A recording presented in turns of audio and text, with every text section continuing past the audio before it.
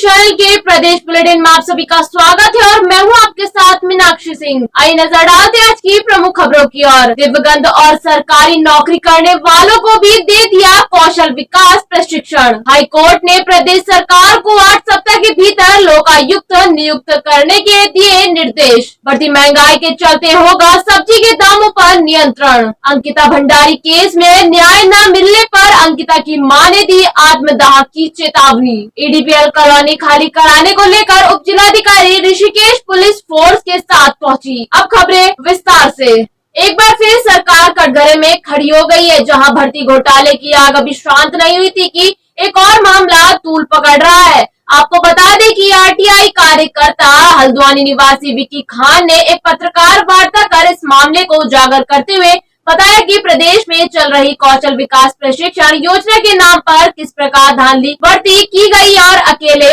Corona काल में प्रदेश के 55,000 छात्रों को प्रशिक्षण कार्यक्रम में प्रतिभाग कराकर उन्हें नौकरी तक आवंटित कर दी गई है, जबकि असल में यह एक पूरा स्मैक है। संवाददाता दीपक अधिकारी की रिपोर्ट।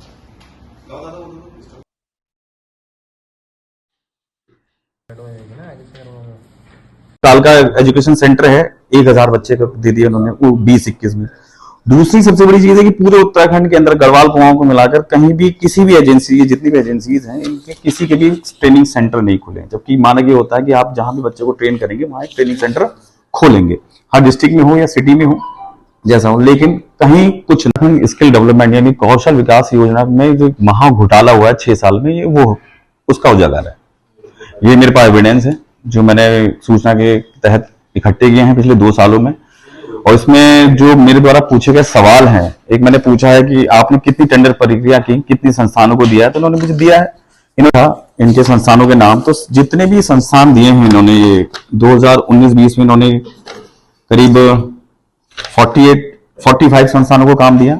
हाईकोर्ट ने प्रदेश सरकार को 8 सप्ताह के भीतर लोकायुक्त नियुक्त करने के निर्देश दिए हैं। इसको लेकर प्रदेश में सियासत गरमाई हुई है। आपको बता दें कि कांग्रेस का कहना है कि जब कोर्ट ने सरकार को चेताया था तब सरकार को लोकायुक्त की याद आई, जबकि 2017 में इसको लोक विधानसभा स्तर पर एक प्रवर समिति का गठन किया गया था, लेकिन उस समिति ने अपनी रिपोर्ट दी या नहीं, इसका कोई अभी तक पता नहीं लग पाया है। संवाददाता सुनील राज की रिपोर्ट। लोकायुक्त को लेकर जब हाईकोर्ट ने सरकार को चेताया, उसके बाद याद आई कि लोकायुक्त आना चाहिए। लेकिन देखिए, कितना बड़ा दुर्भाग्य है इस प्रदेश का कि 7 साल पहले आप एक प्रवर समिति बनाते हैं, सदन की प्रवर समिति बनती है, और 5 साल वो प्रवर समिति ने क्या काम किया क्या नहीं किया इस सरकार ने उसकी तरफ पूछा नहीं।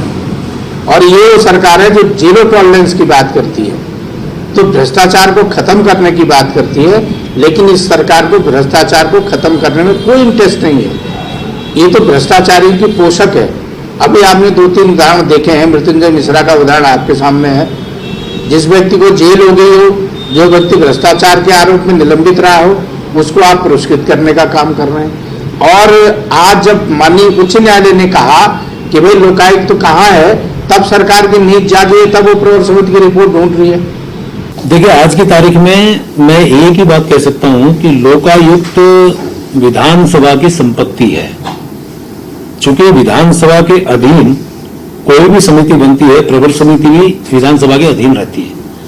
अब चूंकि विधानसभा की माननीय अध्यक्षा अब हमारी ऋतु खंडोरी जी हैं, ये विषय उनका भी है, लेकिन मैं तो एक ही बात कह सकता हूं कि लोकायुक्त जो विधेयक है वो हमारी विधानसभा की संपत्ति है।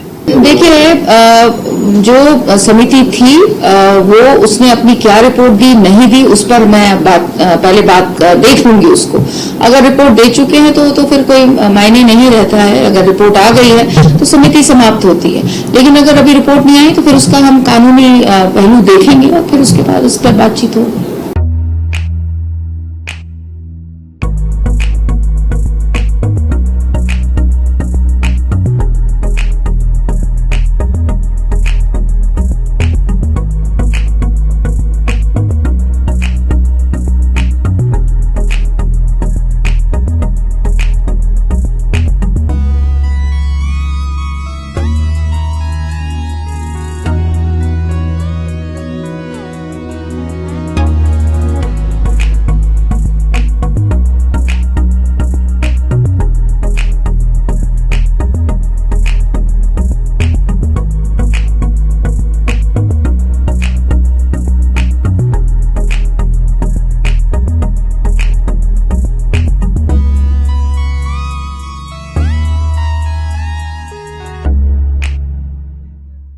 बेतहाशा बढ़ती महंगाई और दामों में लगातार हो रही बढ़ोतरी आमजन के जेब में डाका डाल रही है। खासतौर पर टमाटर के दाम 100 रुपए के पार पहुंच गए हैं। आपको बता दें कि इसको लेकर कृषि मंत्री गणेश जोशी ने कहा है कि इसके लिए कृषि निर्देशक को कहा है कि बढ़ते दामों पर नियंत्रण को लेकर वह सख्त कदम उठाएगी। संवाददाता सुनील राज की रिपोर्ट।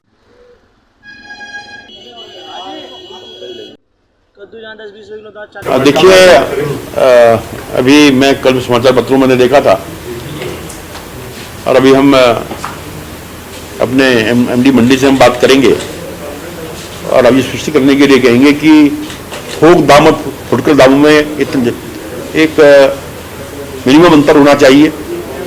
देखने में आता है कि जो मंडी में 40-45 रुपये टमाटर होता है, रिटेल में जो है 80-100 रुपये बिकता है, तो इसको हम सुनिश्चित करेंगे। और इस दिशा में मैं अभी अपने एमडी से बात करने वाला हूं कि सभी मंडी के सेक्रेटरी को दूषित करें कि वो इस पर जो है नियंत्रण रखें।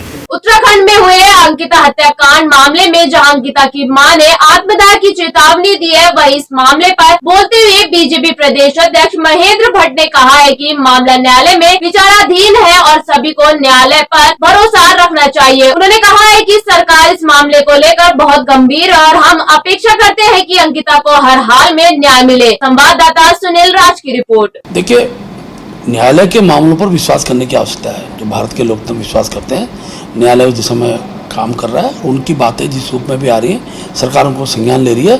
अंकिता को न्याय मिले, इसकी हम सब लोग अपेक्षा करते हैं और महान न्यायालय पर हमारा विश्वास है कि दोषियों को दंड मिलेगा।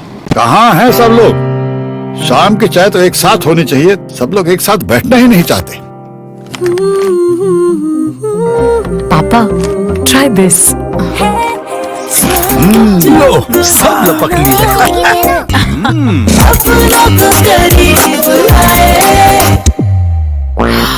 ये क्या हाल कर दिया है रूम का? बस कल से चाय मेरे रूम में। देवर पर नमकीन ईडीपीएल कॉलोनी खाली करवाने को लेकर जिलाधिकारी ऋषिकेश पुलिस फोर्स के साथ पहुंचे, जहां भारी संख्या में कॉलोनी निवासी भी मौजूद रहे। इस दौरान तनावपूर्ण स्थिति भी बनी रही। संवाददाता सुनील राज की रिपोर्ट।